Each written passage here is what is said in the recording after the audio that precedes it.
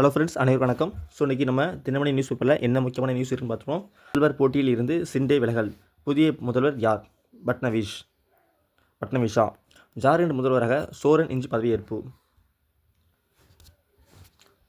Israel Hezbollah போர் நிறுத்த ஒப்பந்தம் America மத்தியஸ்தம். பிரதமரின் விஸ்வகர்மா திட்டத்துக்கு பதிலாக புதிய திட்டம். மத்திய அரசுக்கு முதல்வர் கடிதம். 1335 பேருக்கு நலத்திட்ட உதவிகள் பிறந்தநாள் விழாவில் வழங்கினார் உதயநிதி ஸ்டாலின்.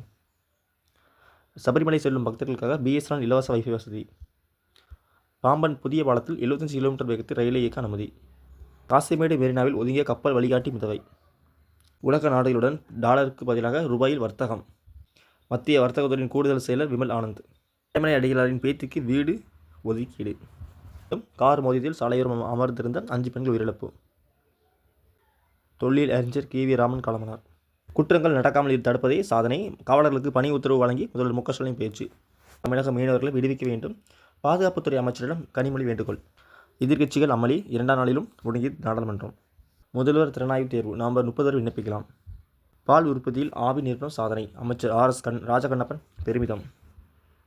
பிஜி தமிழக வம்சாவளியினரின் குழந்தைகளுக்கு தமிழ் கற்பிக்கும் திட்டம் மத்திய அரசு தொடக்கம். வக்ஃப் நாடாளுமன்ற கூட்டுக்குழுவின் பதவி காலத்தை நீட்டிக்க ஒருமனதாக முடிவு. சியாச்சின், கல்வான், கார்கில் போர்க்களங்களில் சுற்றுலா ராணுவம் அனுமதி.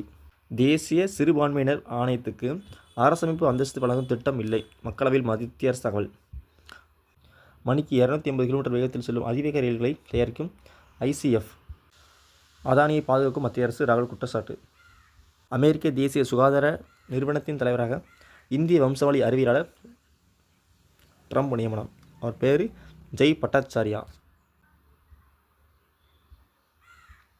உதகையில் குடியரசுத் தலைவர் முர்மு முப்படை பயிற்சி அதிகாரிகளுடன் இன்று கலந்துரையாடல். நாகை, திருவாரூர், மயிலாடுதுறையில் 3ஆவது நாளாக மழை. மக்களின் இயல்பு வாழ்க்கை பாதிப்பு.